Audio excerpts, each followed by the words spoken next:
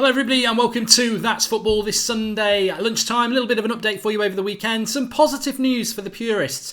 Are you excited yet? Are you excited? We are 4 days away from the start of the World Cup. Can't wait for it to happen. And one of the games that was really standing out for me was going to be Uruguay versus Egypt, Friday lunchtime, 1 o'clock. Salah versus Suarez. But then the Salah injury in that final of the Champions League seemed to take that away. We always assumed that Salah would be back for the latter stages of the group stages. But back in training with Egypt, running freely, shouldn't be any issue with his legs and natural fitness. This is an arm injury, so if he's running freely with that, I think there's every chance that Salah will start against Uruguay on Friday, which will be the first real game. I mean, you've got Russia, Saudi Arabia as the opener on Thursday, but the first proper game, Uruguay versus Egypt, 1 o'clock on Friday, and it's looking great. It's looking like Mo Salah will be back. And yeah, you know what, if you don't like Liverpool or whatever, that regardless of that, this is the World Cup, and Mo Salah has been fantastic last season, and I want him to be playing as many games in the World Cup. So really, really good positive news about that. Also, just touching on Antoine Griezmann, we've been talking about this for probably 2 weeks on That's Football, that Griezmann had said that he will decide his future before the World Cup. Obviously, I thought he would have done that by now, because we're only, I think France's first game is on Saturday. I think they're playing Iceland at 1 o'clock on Saturday. But Griezmann has come out again and verified that he will announce his future before the World Cup opener next Saturday. So he's going to be doing it over the next few days. Now, what I would say about that is, there is some fake quote going around that he said that he's definitely staying in Spain. He didn't say that. He said, some people have said I'm staying in Spain, some people are staying at Atlanta. What he basically said is, I'm going to announce my future in the next few days.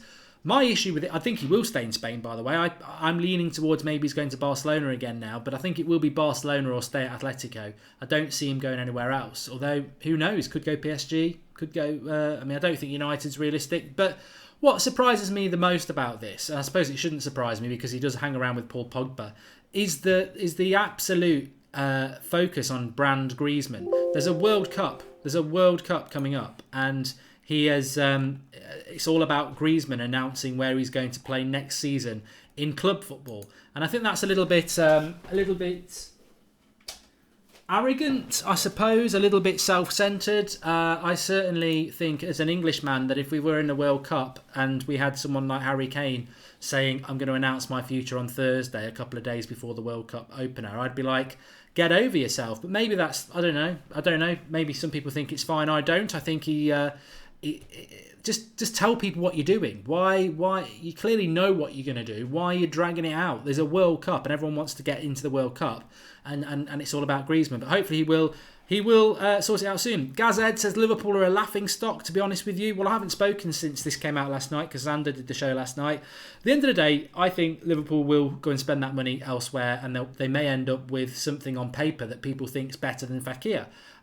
What I would say about Fekir is I wouldn't want him at United because he's not really the sort of player we need at the moment. But he is a good player, and he is Liverpool's number one target for that attacking midfield position, or the attacking position, and a sort of a replacement for Coutinho. So whatever Liverpool go and do, they may get lucky with a second choice, but their first choice was Fekir. My issue with this is not that it's fallen through, because deals fall through. My issues with it is that in the rush to be the first source to say they got it, and there's a lot of this going on at the moment, people have jumped the gun. People have jumped the gun with this and said it's a done deal before it's done. And that has obviously then led to a load of people now scrambling who obviously had decent reputations in the Liverpool sort of fan community on social media. They're all scrambling now to justify that on Friday they were calling it #Fekir Friday and it's definitely a done deal. They're now all scrambling saying, well, it was a done deal. He'd done a TV interview. He was holding the shirt. It's because of a medical. And that's where, for me, that's where the credibility sort of disappears between fan content, which I love, and credible journalists, because they should not be releasing details about medicals to save their own face. And that is where there is a big fine line, big massive line between credible journalism and fan content. Fan content should be reactionary about like what we do. We're not going getting the news. We're talking about the news as a fan community. The problem you're getting now is some of these big fan community channels are now trying to be credible journalists, and they're jumping the gun. They're jumping the gun and saying this deal's done because they want to be the first to do it because it's competition. But then when they get it wrong, they haven't got the morals or the class or the experience to keep their gob shut and take it on the chin. You cannot start coming out saying he failed a medical, he's got a problem with his knee. That messes up that poor lad's life for the rest of his footballing career, because now anywhere he wants to go,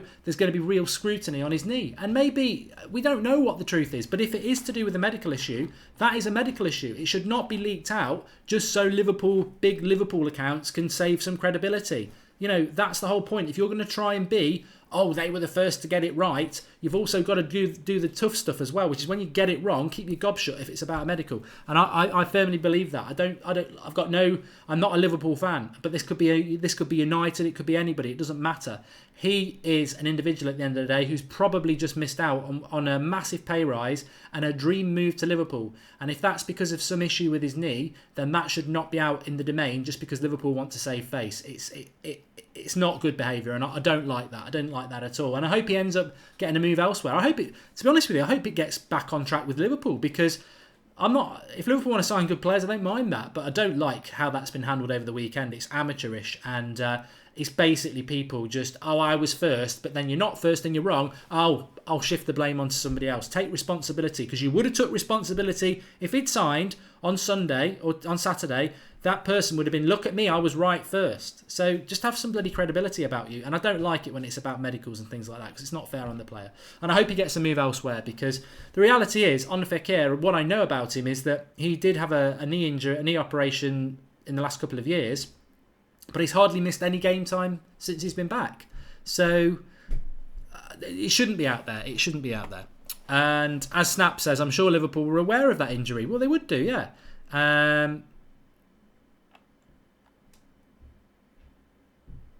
And Pankaj says it wasn't the medical, it was the fee that's the issue. But you know what I mean, Pankaj? The problem now is, because all these Liverpool fans, well, I presume they're Liverpool fans or whatever, fake, I don't know what they are, but they need, if they want to be, and there's a great opportunity out there. You know, fans are sucking up this sort of content now. They love it. But you've got to deal with when you get it wrong, and you've got to deal with it in the right way. And you cannot start chucking out rumours about people's medical history. Effectively, all right, it might be his leg, and that's what he used to use football, but you wouldn't start saying he had cancer 4 years ago, which he didn't, but you know what I mean? It's still his medical history. You can't start speculating about somebody's medical history. It's not right. It isn't right. And it may well be to do with a fee. Who knows what it is? But obviously, Leon, as an outsider looking at it, it looks like Leon just got very, very annoyed with Liverpool leaking that information on Friday, and they probably shouldn't have done it. And who's to say Leon didn't just back off and say, you know, not for me.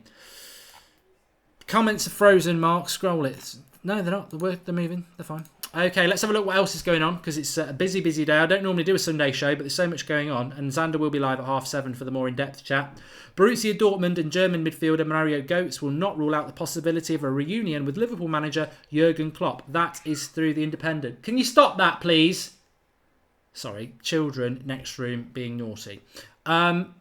We are in a situation with... Well, that sort of jumps into what I was going to say there. Liverpool, this is the way Liverpool may work it. And I think this is the way Arsenal fans would work it. United fans would work it. They want Fekir, but now, whoever they do get, they'll say, well, he's better than Fekir anyway. And actually, Mario Götze, he's only 26. He's still only 26. He's had quite a lot going on in his career. Dortmund, Munich, Dortmund again. Missed out on the German squad. Scored a goal in the World Cup final. So, he's still a very good player. Liverpool would say Götze is better than Fekir. They wouldn't have said that a week ago, but that's the way football works. And that's what I mean. I still think Liverpool will spend the money. They'll still spend the money. Sunday Mirror. So they say Leon pulled out of a deal to sell Fekir to Liverpool after Reds reportedly tried to get the 24-year-old on a reduced fee following the results of a medical, which may be true. But again, that we're talking about it again, aren't we? Why are people talking about his medical history? I don't like it at all. Celtic boss Brendan Rodgers being considered by Leicester as a possible replacement for Claude Puel. Be interesting to see Brendan Rodgers back in the Premier League. And Real Madrid, yeah, this was something that I saw last night. It's coming from Spain that Cristiano Ronaldo has been offered the contract that he wants, but it may not be enough to keep the Portuguese international at the Bernabeu. We see this every year with Ronaldo, don't we? Oh, he's going, then he gets the contract he wants. Although he didn't actually get that contract last year, to be fair. Shaqiri could be going to Liverpool as well. I think they were looking at him and Fekir, so I don't think that will impact on who they go and get instead of Fekir now. Manchester United have been linked with Milankovic-Savic, but the 23-year-old says he will decide where to continue after his career. After the World Cup, which we were speaking about on the United stand yesterday. And Manchester City may switch their attention to Nice and Ivory Coast midfielder Jean-Michel Seri, as Napoli refused to budge on their 60 million valuation of 26-year-old Italian international Jorginho. This was coming out yesterday. Man City have always wanted Jorginho, for the last few months, and I've always felt that that's where he's going to go. But Seri, Jorginho and Fred are three midfielders that I think I would have been happy to take any of those at United this summer as a United fan, because they are three. I mean, two of them could flop all of them could flop in the Premier League, but they do look like decent up-and-coming midfielders. So I thought Seri would go to Chelsea, but there's so much uncertainty around Chelsea at the moment. Who knows what's going on there? Uncertainty with Real Madrid. So I think now's the opportunity for clubs that have some stability to go and get some deals done and sort of take advantage of the uncertainty around other clubs that will be big spenders. Chelsea, once they sort out their manager, they will spend money this summer. The only issue with Seri is that he does have a medical condition. Here we go. I'm going to talk about it now. I'm not being a hypocrite though, because everyone knows this. He does suffer with chilblains, and he's been open about that. So it means that if it's a cold climate, he can't play. I don't think, because I think you get them in your feet. Manchester's not warm. This is why Griezmann won't come to United. Tottenham are after Jack Grealish. I think we spoke about that before, and of course, let's come full circle. Actually, remember, if you're new to the channel, please do subscribe. Bottom right hand corner.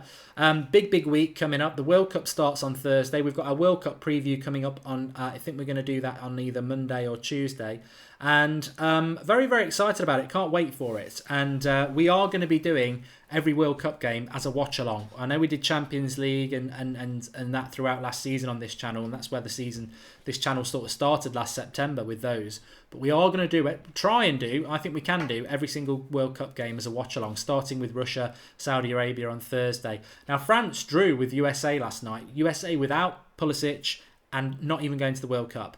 Now, there's a lot of gifs going around about Paul Pogba's tricks. Tricks and flicks and skills don't win you titles. I find this hilarious. The modern sort of fan in a way who, I know, the skills are great, but I saw the Pogba one. The ball's gone 2 seconds after that. The opposition have won it back. So what does that skill do?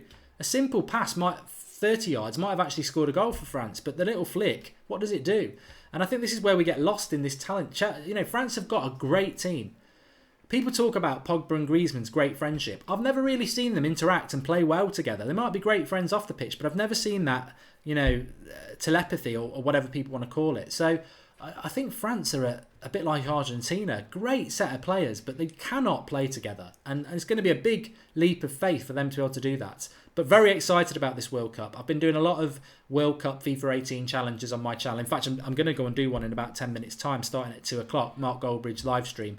I'm going to play on Legendary as Spain, because people keep saying do Spain, but I don't want to do it on World Class because it's probably a little bit, expectations are high, so I'm going to do it on Legendary. But there's so many good teams. I've said this before. I mean, even Tunisia, they've got Benatia as a centre-back. Senegal have got Mane and Idrissa Gueye from Everton. There's some really... The teams that people probably think are unfashionable are very exciting in this World Cup. And I think, it's sad that there's no Italy, Holland, Chile, America. But apart from one or two teams in that World Cup, every one of them have got strengths. And I've said this before, I would love a Mexico, a Colombia or an African team to win this World Cup. It'd be very difficult when you look at the strength in depth of teams like Spain and Germany. But I would love to see a team like do that. And I'm very excited about this World Cup. So if you are into the World Cup, that's football's the place to be. We're going to have every game as a watch along. The live comments will be there. The beers, the soft drinks, the crisps, the banter, every single game. I think it's going to be a brilliant World Cup anyway, but it's going to be a brilliant World Cup. Pardon? Okay. And I think it's a great celebration. I'm really excited about it. Anyway, Xander's back at 7:30 tonight. Unless there's any breaking transfer news, I will be back at midday tomorrow as per usual. And we're building up to World Cup. Thanks everybody for watching. Give us your thoughts below. What do you think about this Fekir thing? What do you think about Griezmann? What do you think about Mo Salah being back for the World Cup? I think it's good news. Thanks for watching. Speak to you soon.